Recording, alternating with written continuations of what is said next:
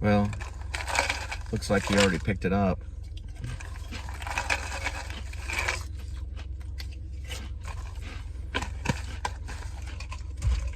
I mean, you know, he's done some good stuff. Big Chill was good. Of course, he was in a coffin in that. Bull Durham. Bull Durham.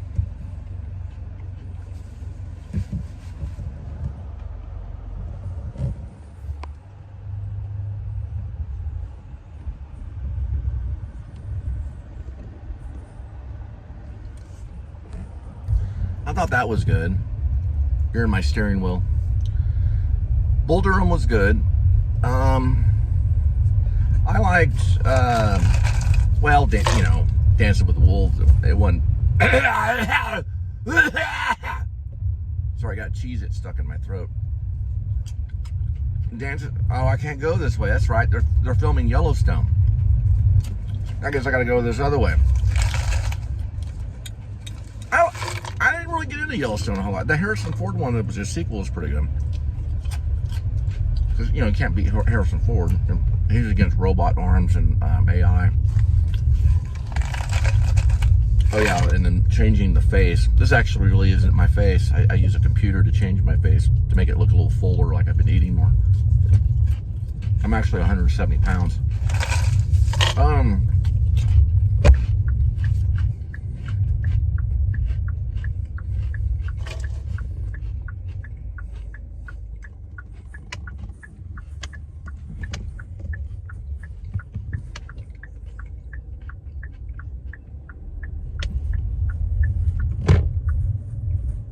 Bull Durham, I thought was actually pretty impressive. Wasn't there one called No Way Out? And what else did Kevin Costner do? I think. You know, I like The Highwaymen, the one where they hunt down Bonnie and Clyde and kill her, and kill him for like going after the guns. That one's really cool. Actually, that one was one of my favorite more. But he kind of was a villain. That's why I'd probably try to cast him in Hopper Head, because he could play a villain. You know what I mean? I went over there to Taylor Sheridan, asked him for this equipment to make it look like it was in my steering wheel. It's like, yeah, here, just borrow this. It'll rig up the camera just right.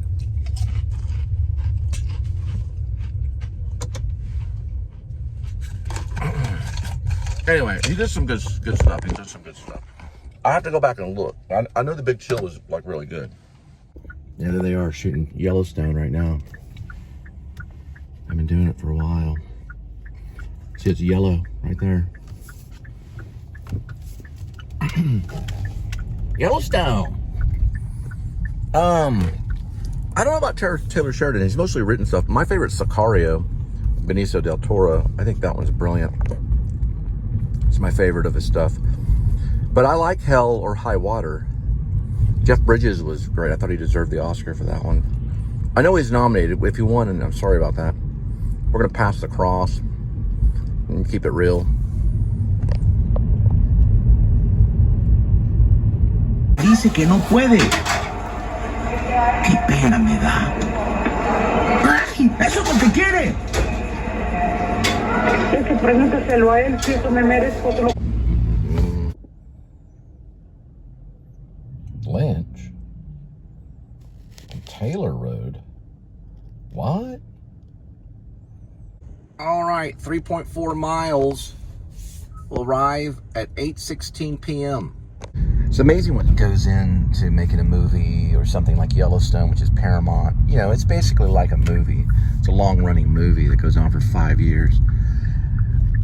You could probably say a television show, but it's more like cable.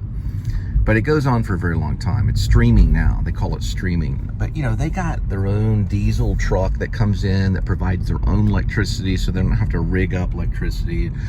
The restaurant's not charged a bunch where they're drawing from if they're shooting in a restaurant. I'm pretty sure they are. One of the waitresses at her restaurant, they came to her house in March and knocked on the door. and said, hey, we would like to come inside and look at your house. We may use it for the movie or for Yellowstone. And so they came in, took photos and stuff, and then they never got back with them. They'd probably have to pay for that. You know, they'd have to pay for the use of the house. And anyway, so there they are on that block. You saw some of the equipment. I didn't know. If I would have known that was Yellowstone, I didn't find out until I got back into the restaurant. If I would have known that was Yellowstone from Paramount, I would have filmed the crap out of all that area because traffic got turned off right there. I thought it was just, I didn't know what it was. To be honest, I thought it was maybe a gas leak or something. They just took the whole block out because they don't have a big sign saying we're shooting a movie called Yellowstone with Kevin Costner and Cole Hauser. Why not Cole Spivey? Meow. Meow, meow, meow. Shut up, Critter. All right. Oh, you want to be in it, Critter? All right, there. Now you're a movie star. Okay, so I don't know. That's what I found out. But anyway, all the equipment, all the rigging, all the cables. You see those cranes? There was like 3 or 4 cranes where just a certain amount of light comes down. That's hundreds of thousands of dollars worth of equipment. Probably millions of dollars worth of equipment. And then you have the central control booth, which is basically like a, you know, like they had one when I was at inside the actor studio in Bravo. Every other Monday we would shoot for Bravo cable series at the New School University. I guess I don't know, Tishman. I don't know. I mean, I can't even think of the name of the theater. It's the one that has the arch. I'll look it up later. Always look it up and then I forget it. Even when I was there, I'd forget the name of it.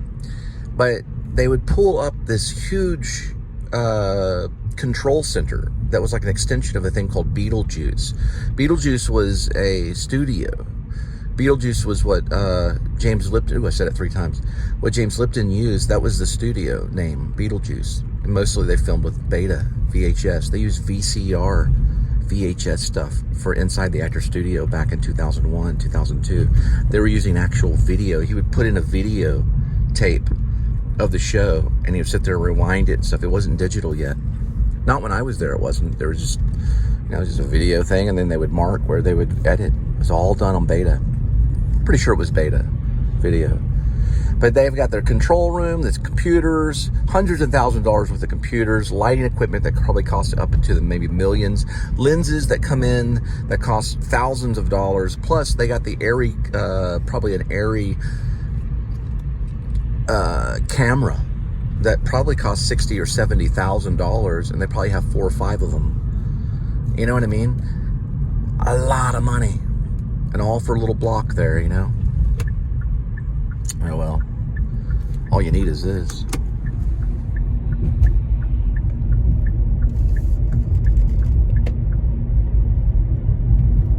To be entertaining. That's pretty much it.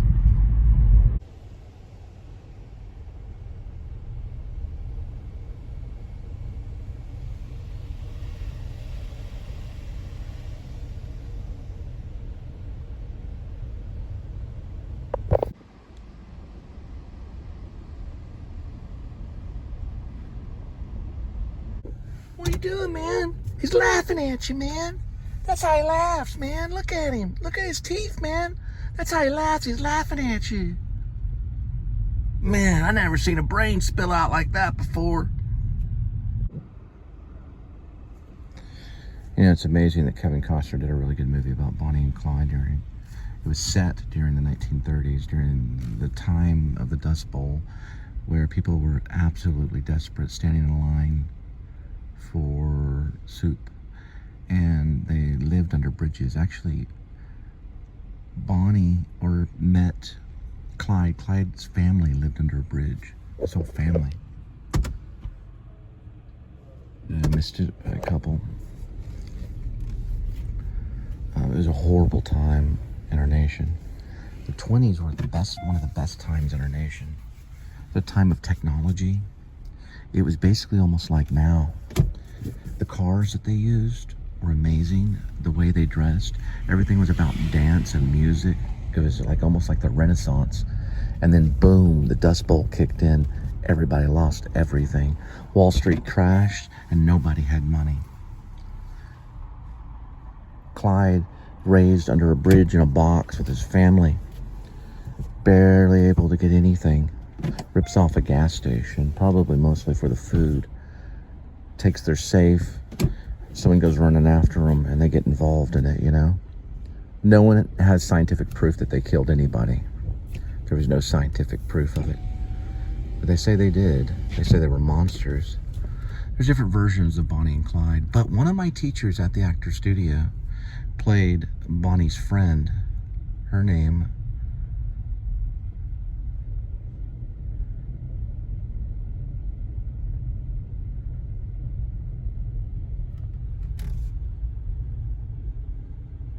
she worked right alongside of the lady that was in Requiem for a Dream. But her name was Estelle Parson. Not in Requiem for a Dream. But the lady that was in The Exorcist was her friend. They both taught when I was there. Estelle Parsons was sitting right next to her at the actor studio when I was there. I watched a few of their classes. She knows all about Bonnie and Clyde. Estelle Parsons' friend. Estelle won an Oscar for Bonnie and Clyde. And then later, Burstyn would win. Yeah, Ellen Burstyn from Requiem for a Dream and Estelle Parsons were both teaching at the time. They would know everything about Bonnie and Clyde. Scott on Tape was in Dallas just the other day doing a whole thing on Bonnie and Clyde. Or he appeared to be, I don't know for sure. Next day he was in Oklahoma doing another piece about a guy that ended up in a carnival, but he was dead. Well, his body was dead. Well, he was dead too. I don't know. They don't have a number on this. I have no idea where these things are at all. I really don't know. Yeah, so Scott on Tape was doing a thing about a guy that he died and they put him in a carnival. It's got to be this one, Process of Elimination.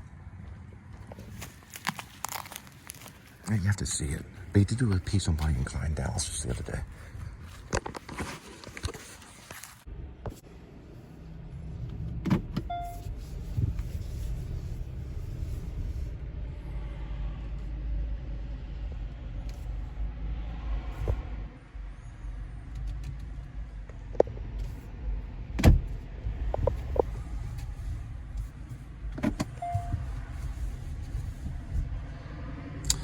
And just to think, we got 6 more years until 2030. We'll see how things work out. 6 more years of the Roaring 20s.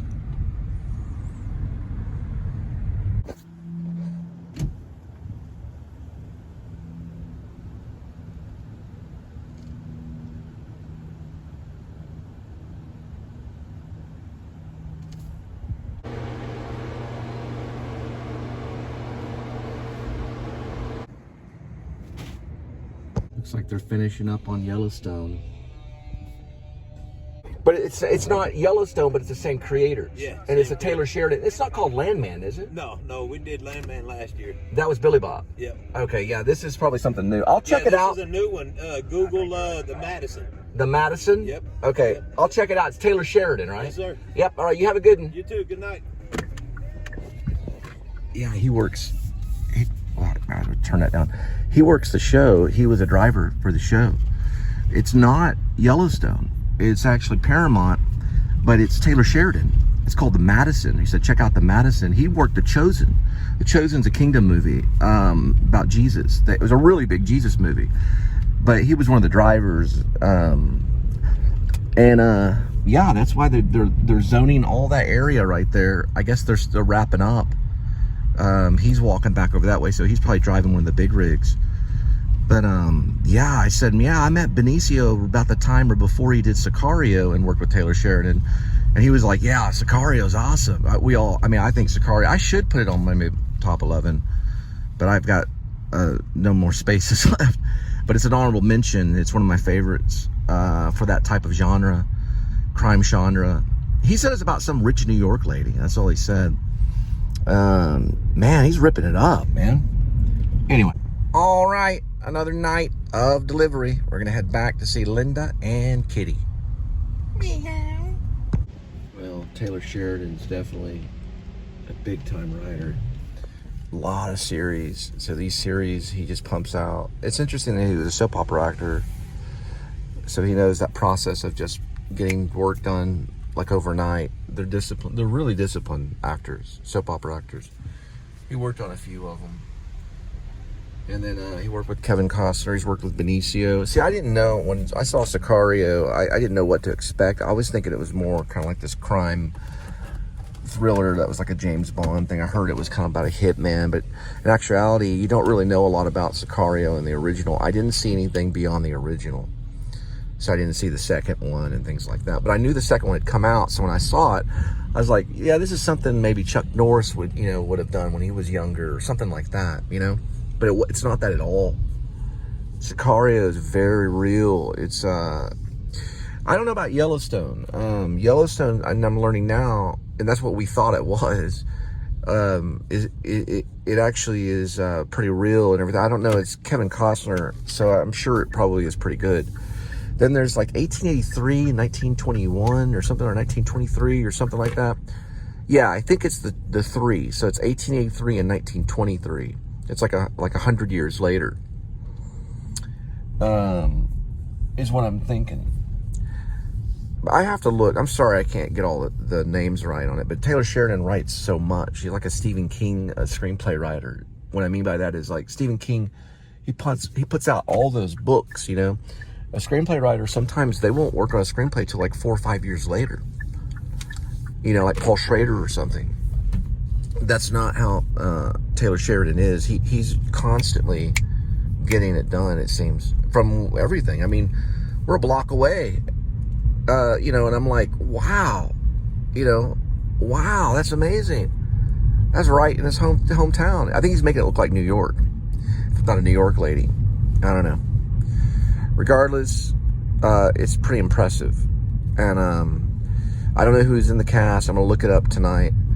So they've got different professional crews and stuff like that, making sure they get in and out, because it's kind of like a tour, just like a rock tour, kind of. They're traveling with the show. They'll find locations, maybe because it's cheaper. Fort Worth is pretty cheap to zone, so they've done it before.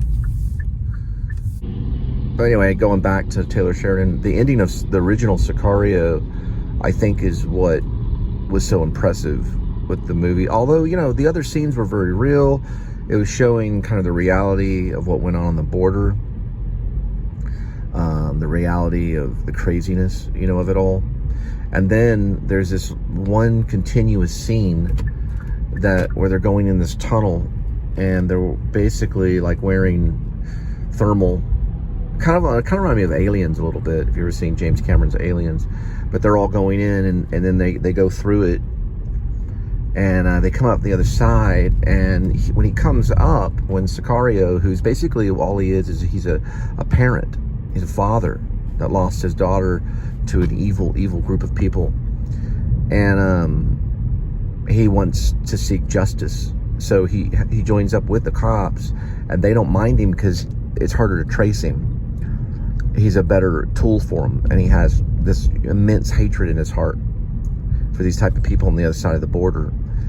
And he finally gets up out of the ground after this war. We're going to pass by the Four Horsemen. And lo and behold, there's the Mexican police.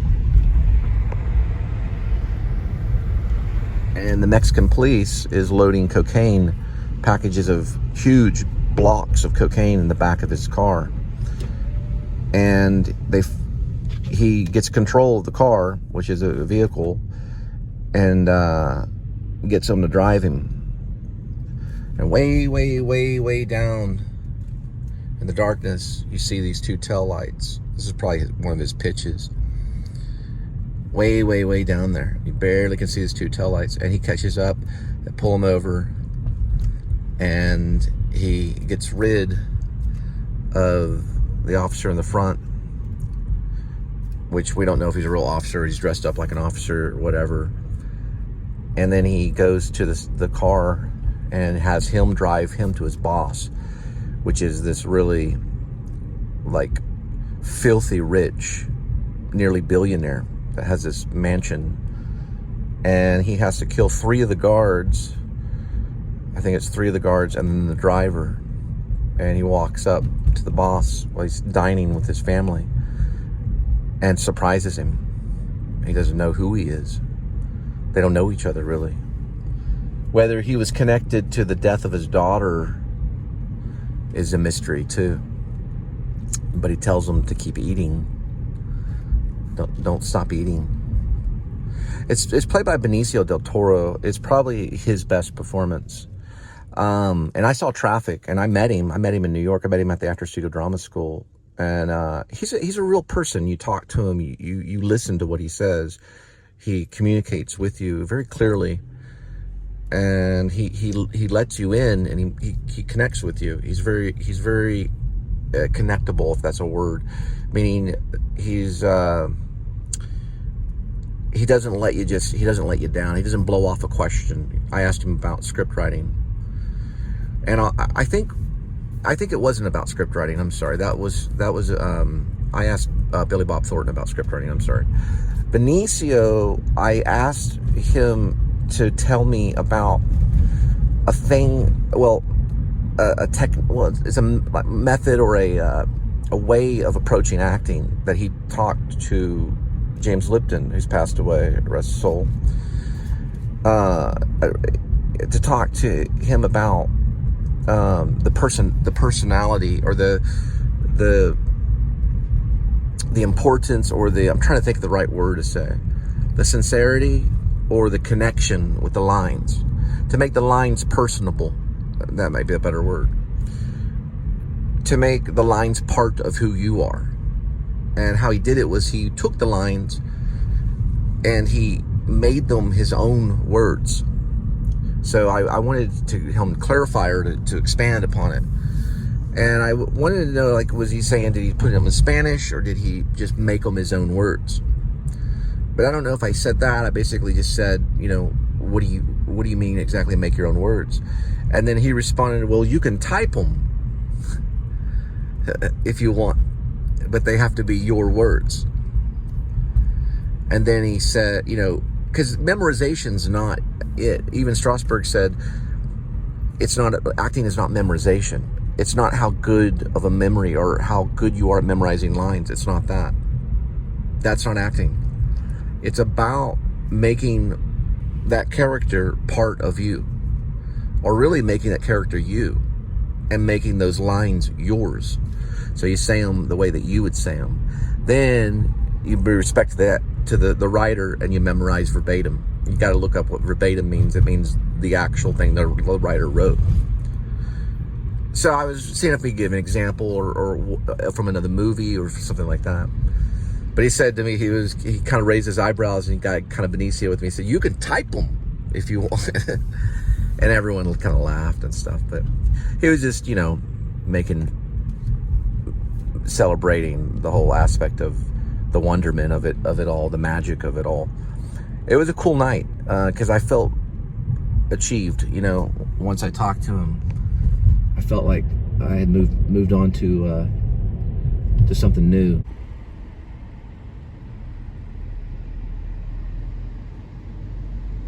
You're just a cookie.